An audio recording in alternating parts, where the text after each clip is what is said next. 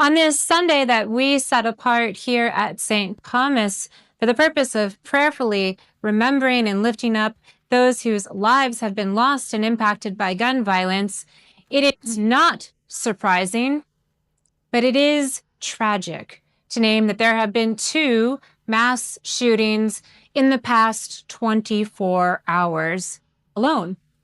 One in North Carolina, the other here in Pennsylvania. 3 people are dead and nearly 20 have been injured. Beloved, we have a problem with gun violence. We might not agree on how to fix the problem, but I hope we can all agree that there is something very, very wrong. Here at St. Thomas, it has been the practice for Deacon Jane and I to wear orange stoles on Sundays following a mass shooting. We've been doing this for years now, but it has now gotten to the point where we wear these orange stoles almost every single Sunday. And on the Sundays where we don't wear an orange stole, it's probably because we missed something on the news. I don't know anyone who supports gun violence. I think most of us are weary of it. We are weary of grieving, weary of being afraid, weary of a problem that feels too big to solve. Most of us know someone whose life has been impacted by gun violence. In fact, raise your hand if you yourself know somebody. Okay, yeah, a number of us. And then a few of us have possibly lost a loved one to gun violence ourselves. It is an epidemic that does not care about your gender, your skin color, your age, or your political affiliation. Guns don't care if you are rich or poor, if you live in the city or in the country. Guns don't care if you are at the grocery store, at a movie theater, or if you are a child trying to learn at school. It is a problem that impacts everyone. And it is a problem that's not going to get any better unless we, as people of faith, do the hard work of learning how to talk with one another rather than at each other. And I'll be the first one to admit, it is so much easier and at times can feel more satisfying to point a finger of blame, to buy into a false rhetoric of left versus right, of bad people versus good people, to debate whether it's a gun problem or it's a heart problem. Beloved, it's both. It's both. Mass shootings happen because of guns and because of hearts that are hurting. And if we believe as followers of Jesus that we are all made in the image of God, then we need to get serious about bringing people together. Responsible gun owners, peace advocates, survivors of violence, for the purpose of figuring out what we're going to do about this. We cannot write this off as a political issue, as something we shouldn't talk about because this is church and that's politics. This is a faith issue. This is a faith issue. This is about God's commandment to love our neighbors as ourselves. And if we can't talk about this here with respect and love, who can? Who will? So as many of you know, I have spent the past few months learning how to become a blacksmith for the purpose of transforming guns into garden tools. I have a forge in my backyard, which many of you have now visited, and I spend most of my Monday afternoons with my dear friend Lindsay, who is a local survivor of gun violence who is also learning this craft. And although we have learned many unexpected things along the way, I think the thing that has surprised both of us the most is what a process it is to take a gun and to turn it into a garden tool. There is nothing quick or easy about this, and there's nothing quick or easy about blacksmithing. It first requires that you heat steel at a temperature of about 2,000 degrees, perfectly controlled flame. And if the steel gets too hot, it's going to melt or burn off. But if it gets too cold, it will crack under the hammer. There's a sweet spot where the material begins to glow with a bright orange. That's when you want to strike it. Thus the expression, strike when the iron is hot. But here's the thing, you can't make anything of value with just one heat. You have to work the material again and again and again until it gradually takes shape. It is a physically demanding process, and you feel it deeply in your body. The impact of the hammer striking metal, you feel it in your shoulder and with every hit. And the sound that it makes when metal hits metal, it's really loud. I wear earplugs every time. My body is sore every time I blacksmith. And yet, my body is also growing stronger every time I try. And so is my spirit. I am learning to confront things that frankly are unnerving for me. Things like power saws, metal grinders, drills, and hole punches. I did not take shop in high school, friends. This is all very, very new. And I've had to learn to work through my discomfort and, frankly, my fear at handling things that are not only super hot, but they're super dangerous. Tools that can easily harm if not used properly. I'm learning, and I am so grateful for the mentorship and support of folks who do know what they're doing and who have mentored me and Lindsay along the way. In fact, Johnny, you're coming over this afternoon to teach me how to safely use a metal grinder because I'm real worried about losing one of my fingers. So thank you, John. But one of the most important things that I've learned about the process of transformation and how this relates to cultivating peace is one, it does not happen alone. It does not happen alone. In fact, it's physically impossible to create a garden spade from a gun by yourself because the handle to attach it actually requires 3 separate sets of hands. You've got somebody holding the hammer, you've got somebody who's holding the tong with the heated material, and then you've got somebody who's going to handle the punch. You cannot do this work alone, even if you want to. The other lesson I've learned is that transformation doesn't happen quickly. In an age of instant gratification, we've got things like DoorDash, Instacart, same-day delivery from Amazon. My goodness, the transformation of guns into garden tools teaches a really good age-old lesson that good things take time. They just do. A garden doesn't grow overnight. If you're going to make a really delicious home-cooked meal, you've got to prep it, you cook it, you serve it. It is the same thing with cultivating peace. It is a process, and it's one that requires both community and patience. In today's gospel lesson, we are invited to ponder a parable from our Lord that contrasts 2 people whose lives couldn't be any more different. On the one hand, you've got a Pharisee who was respected. On the other, a tax collector who was despised. The Pharisee is this picture of religious respectability, faithful in prayer, generous in giving, disciplined in fasting. On the other hand, the tax collector actively worked for people who were oppressing, for the Romans, through corruption and coercion, for the stuff of empire.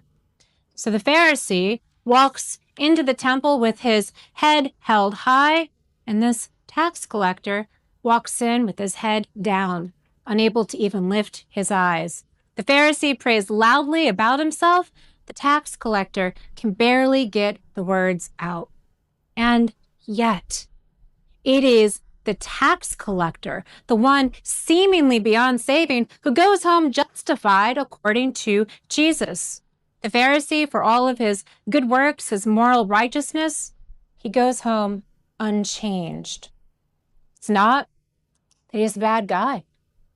It's not that he's even insincere in his faith. It's just that he was convinced that he was already complete, that he no longer needed transformation. His prayer reveals the quiet danger of religious conviction, the belief that righteousness can make us self-sufficient, that piety can insulate us from our own need for mercy. Jesus offers this parable not to shame the Pharisee, but to warn us how easy it is for us to slip into that very same trap. And it's not just about arrogance. It's about the impulse that we all have to justify ourselves. Because most of us want to establish that, hey, we're good people, we're faithful, we're competent, we like to be right, at least some of the time. And when that need to justify ourselves takes over, it sometimes shows up as contempt for others. Because the easiest way to feel right is by declaring somebody else wrong.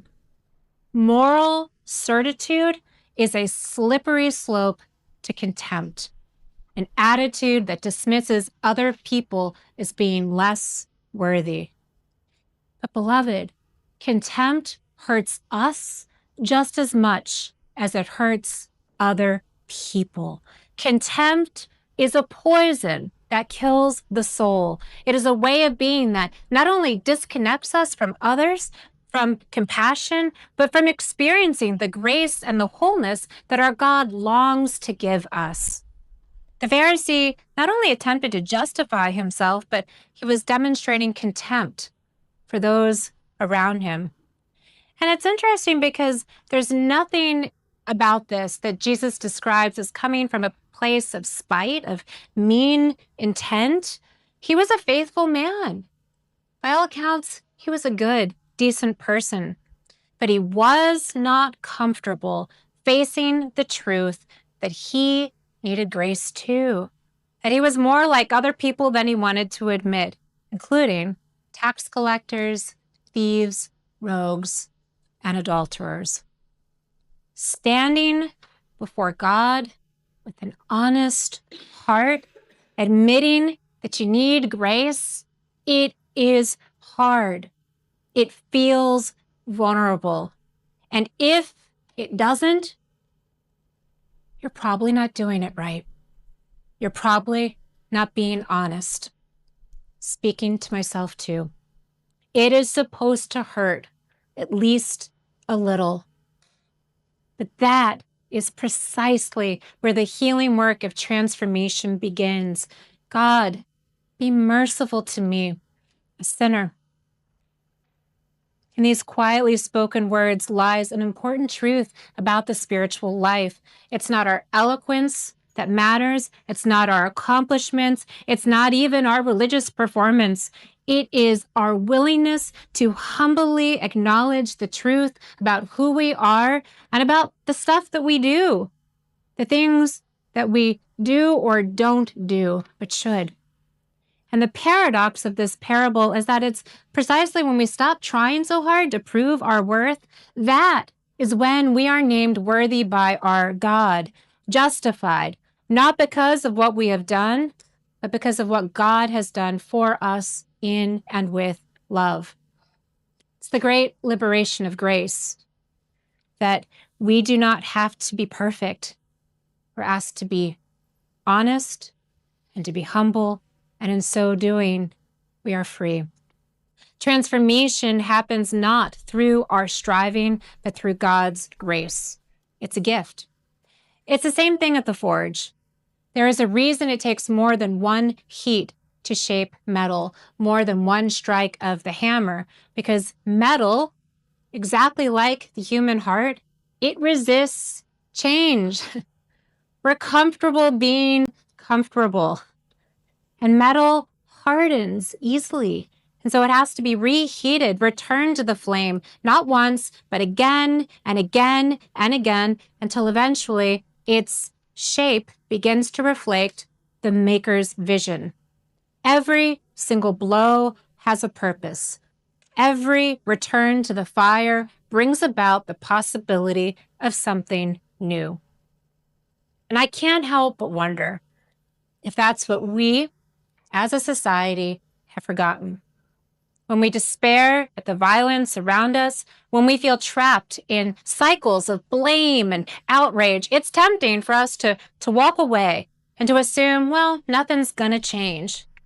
But the truth is that transformation, it takes time and it takes patience. It also takes hope. Hope that is grounded in the way of love modeled to us by Jesus. It's why learning how to talk with one another, with our neighbors, with our family members, and how to listen in return, it's so vitally necessary. It is gospel work. When even one heart, even one, yields to grace, that is when others find the courage to do the same. When even one person chooses kindness over contempt, pauses before posting that thing on Facebook or social media, that is when the possibility of a ripple of healing begins. In the same way that nobody can forge alone, none of us can heal alone. We need each other. We need communities of compassion, where the heat of conflict can become the warmth of understanding. We need churches that refuse to mirror the world's outrage and instead become living workshops of peace, places where the raw materials of our lives can be reshaped into instruments of love. This is what the gospel asks of us today. Not to stand apart in judgment or contempt, but to willingly stand in the fire, to let God do God's work. The world does not need more perfect people. Our world needs transformed people. People who can hold tension without hate. People who can absorb pain without passing it on. People who can look at a broken world and see beauty. That's what I now see when I look at a gun barrel becoming a garden spade. I see resurrection in real time. I see the gospel in miniature. This metal, it doesn't disappear. It was still made as a gun, but it is redeemed. Maybe that's our calling too, not to throw away what we fear or despise, but to bring it to the forge of God's love, to imagine what could it become. The transformation of hearts, of communities, of even steel, it is neither quick nor easy. It is the slow, demanding work of love. It's the hammer and the heat and the patience to keep showing up. And it is the willingness to believe that what feels hardened beyond hope can still be shaped for good. Every time I step into the forge, I am reminded that the same fire which has the power to destroy also has the power to heal. It's what we do with the fire that matters. So, beloved, may we be a people who are willing to enter the fire, willing to be changed, willing to listen to one another, willing to do the work that peace requires. May we become together living tools of God's mercy and grace, strong enough to resist despair, tender enough to cultivate hope. The same Spirit who turns swords into plowshares, who transforms guns into garden spades, is still at work, even now, refining us, shaping us, making us whole.